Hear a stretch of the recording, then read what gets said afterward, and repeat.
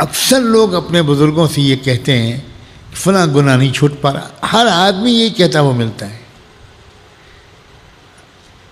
حضرت تھانوی رحمۃ اللہ علیہ ہمیشہ اس کا ایک ہی جواب دیتے تھے کہ بھائی گناہ کرنا بھی اپنے ارادے میں ہے اور گناہ سے روک لینا اپنے کو یہ بھی اپنے اختیار میں ہے. تم اپنے اختیار کو استعمال کرو، گناہوں سے رک جاؤ گے. تم نے اپنے آپ کو گناہوں سے روکنے کا ارادہ ہی نہیں کیا. اس رمضان میں آج پہلی ہی رات میں یہ ایک فیصلہ کریں سب سننے والے اور سننے والیاں، اور یہ کہنے والا بھی، کہ جن گناہوں کی عادت چھوٹ نہیں رہی اس رمضان کی میں اس کی عادت ڈالیں گے کہ اب ختم، اب وہ گناہ زندگی سے نکل جائیں.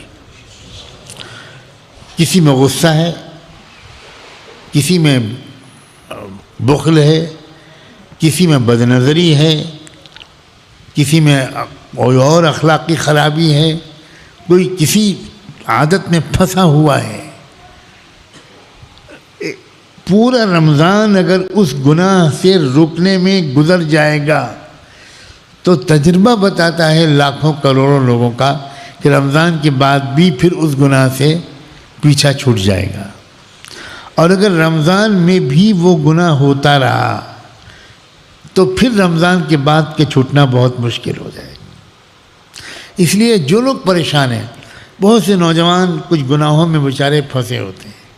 اب وہ چاہتے ہیں، روتے ہیں، پھوٹ پھوٹ کے روتے ہیں، وہ گناہ نہیں چھوٹتا.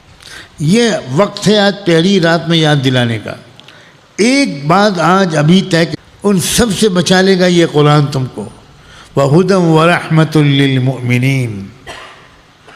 اور یہ زندگی کے تمام مسائل میں رہنمائی ہے. قرآن رحمت ہے ایمان والوں کے لیے.